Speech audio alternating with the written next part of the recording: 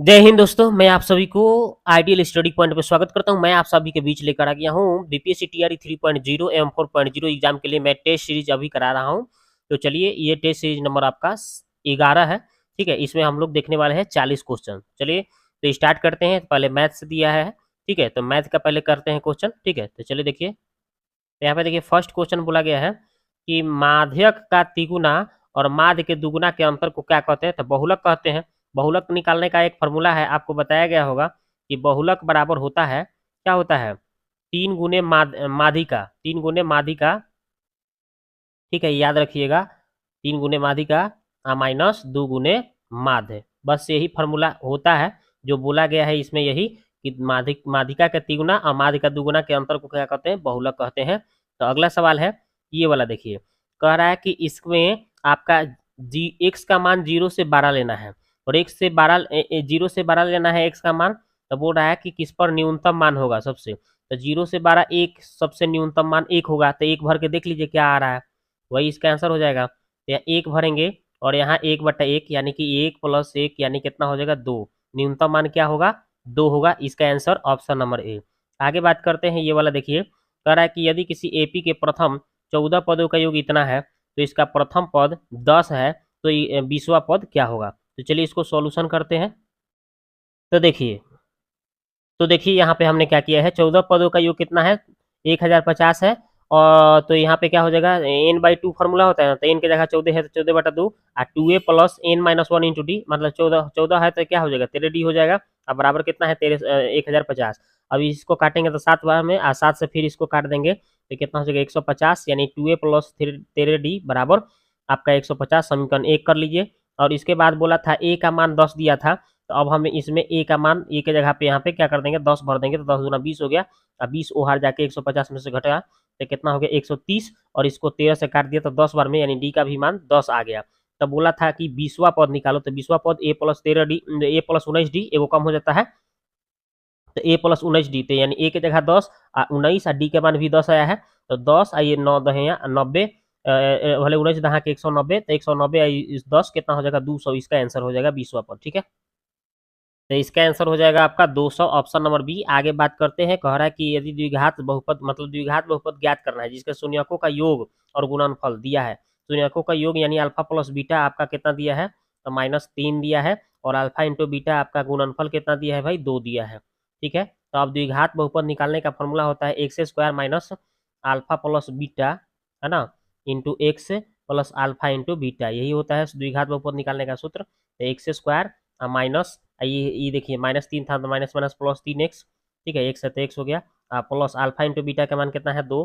तो बस यही इसका आंसर हो जाएगा, x square plus 3x plus 2, यानी ऑप्शन नंबर कौन सा है? ऑप्शन नंबर सी इसका आंसर हो गया। आगे बात करते हैं, ये देखिए यहाँ पे देखिए कह रहा है कि 5 संतरे 3 सेव का मूल्य इतना रुपया है, 2 संतरे और 4 सेव का मूल्य 28 रुपया है, तो 1 संतरा और एक सेव का मूल्य कितना रुपया है? तो ये पूछ रहा है। ठीक है, एक सेव एक संतरा और एक सेव का मूल्य का आपका का मूल्य निकालना है। चलिए देखते हैं इसको। तो देखिए यहाँ पे संतरे का एक मूल्य 100 रुपया मान लिया, सेव का एक मूल्य वाई रुपया मान लिए। तो 5 गो संतरा था तो 5x, आपका 3 गो सेव था तो 3y, और कुल कितना? 35 रुपया दे रहा था। इसको समीकरण 1 मान लो। इसी प्रकार 2 गो संतरा था तो 2x, और 4 गो सेव था तो 4y, 28 रुपया लग रहा था तो 28।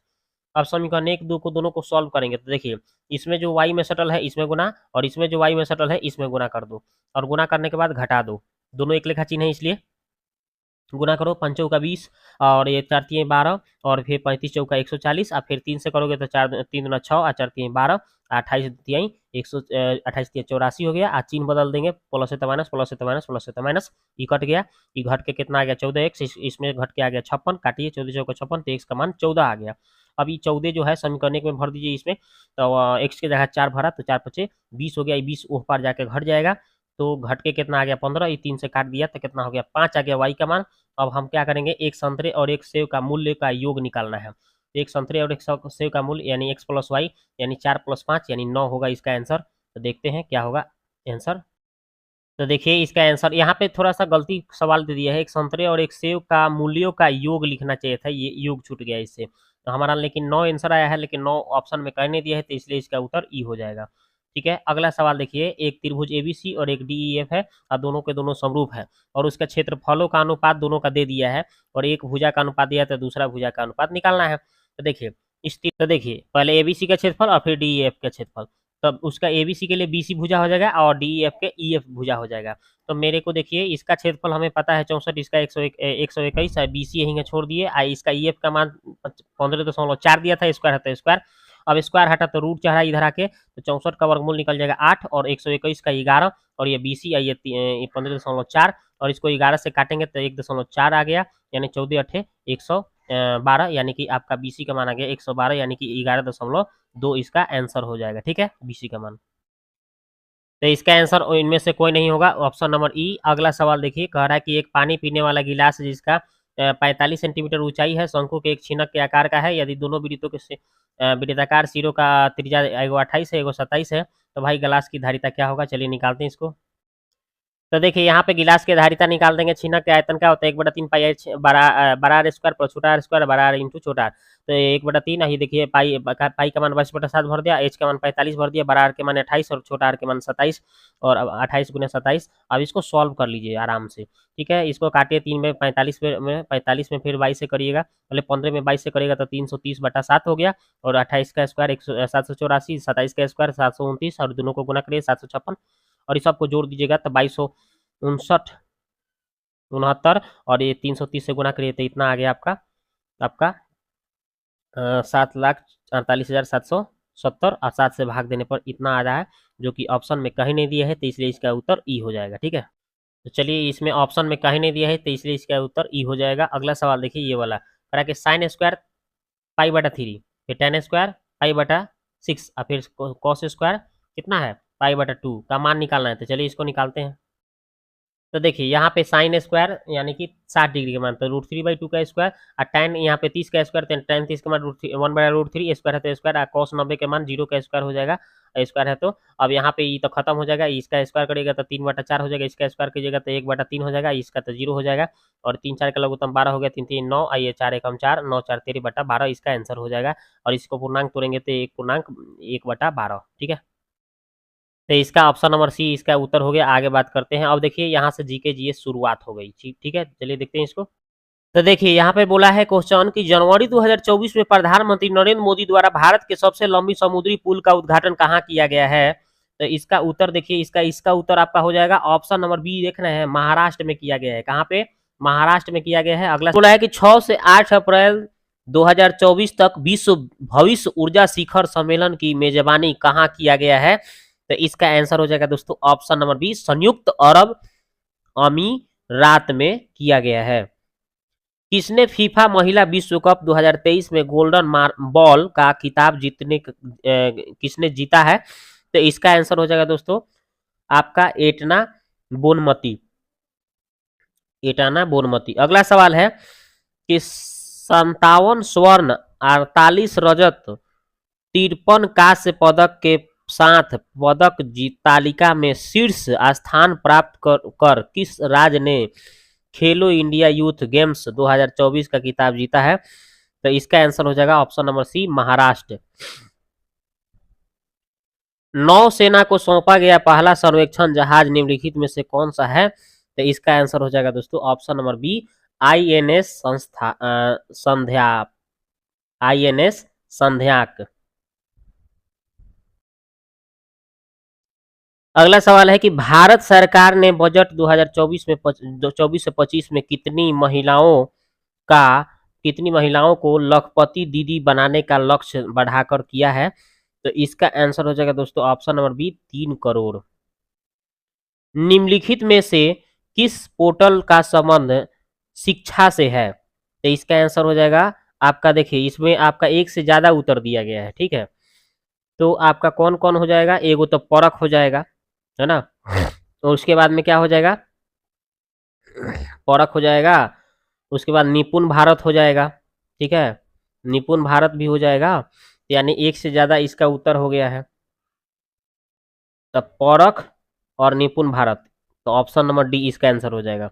अगला सवाल है कि निम्नलिखित में किसे भारतीय अंतरिक्ष अनुसंधान संगठन इसरो का नॉटी बॉय से स्मार्ट बॉय कहा गया है? तो इसका उत्तर हो जाएगा आपका GSLV F-14 को कहा गया है। अगला सवाल है, नई दिल्ली और इसकी इमारतों को डिजाइन करने वाले दो वास्तुकार कौन थे? तो इसका आंसर हो जाएगा दोस्तों ऑप्शन नंबर सी, एडवर्ड लुटिनियंस और हॉर्बर्ट बेकर।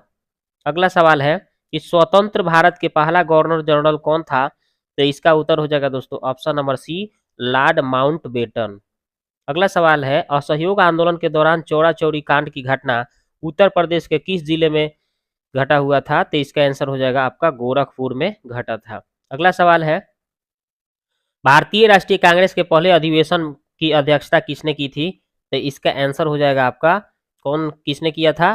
तो आपका WC बनर्जी ने किया था। और राष्ट्रीय कांग्रेस की स्थापना कब हुई थी? 1885 ईस्वी में, ये भी बात याद रखिएगा।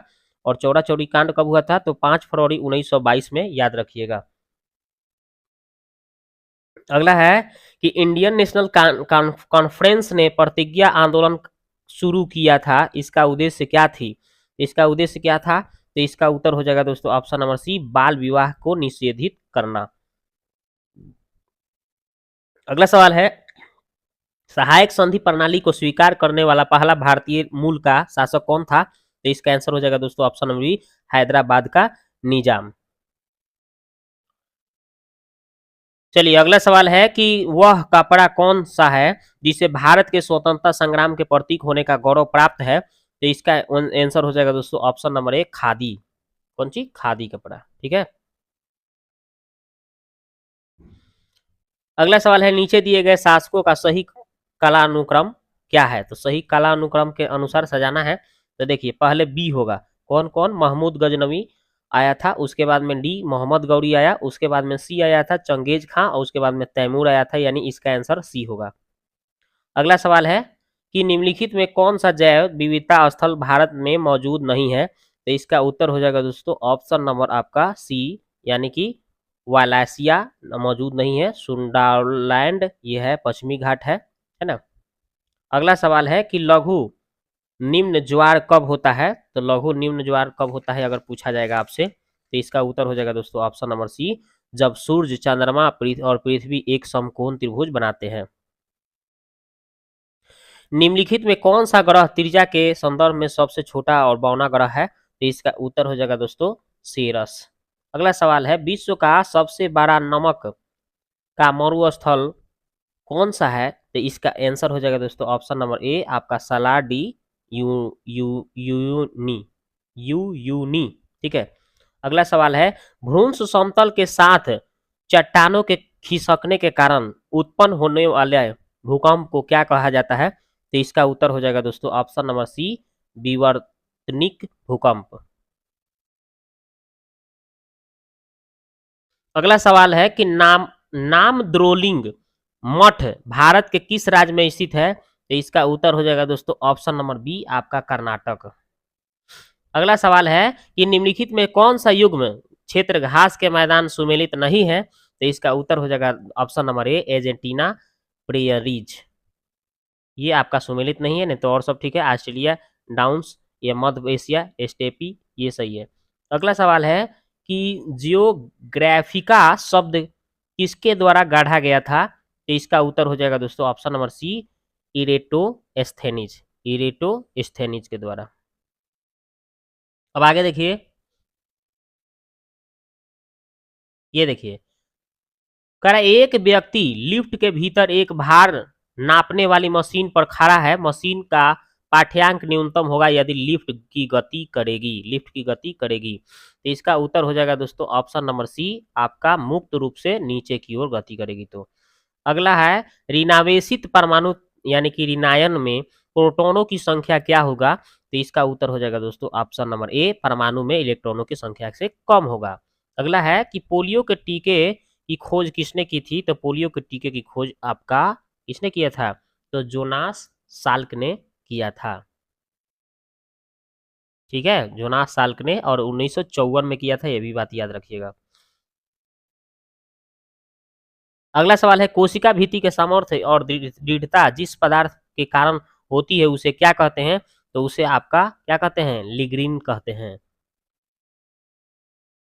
अगला सवाल है कि एक घर में क्रमशः 20 वाट, 60 वाट, 75 वाट रेटिंग वाले बल्ब ए, बी, सी एक विद्युत स्रोत के साथ समानांतर क्रम में संयोजित किया गया है। तो इस स्थिति के लिए निम्न में से कौन सा सत्य होगा? तो इसका उत्तर हो जाएगा दोस्तों ऑप्शन नंबर सी, आपका बल्ब जो होगा सी की चमक अधिकतम होगी, क्योंकि उसका क्या है, थी पावर ज़्यादा है इसलिए।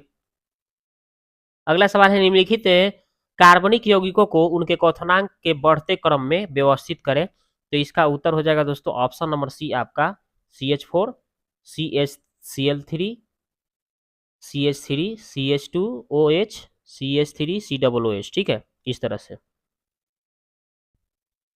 अगला सवाल है कि निम्नलिखित में कौन सी प्रक्रिया प्रकाश संश्लेषण के लिए लागू नहीं होती है? तो इसका उत्तर हो जाएगा ऑप्शन नंबर बी, आपका कार्बन डाइऑक्साइड के ऑक्सीकरण से कार्बोहाइड्रेट का निर्माण होता है। तो अगला है कि पहला मासिक धर्म यौवन पर शुरू होता है और इसे कहा जाता है, तो इसे क्या कहा जाता है? तो इसे आपका मेनार्चे कहा जाता है। तो दोस्तों ये वीडियो आपको कैसा लगा आप जाके कमेंट करें।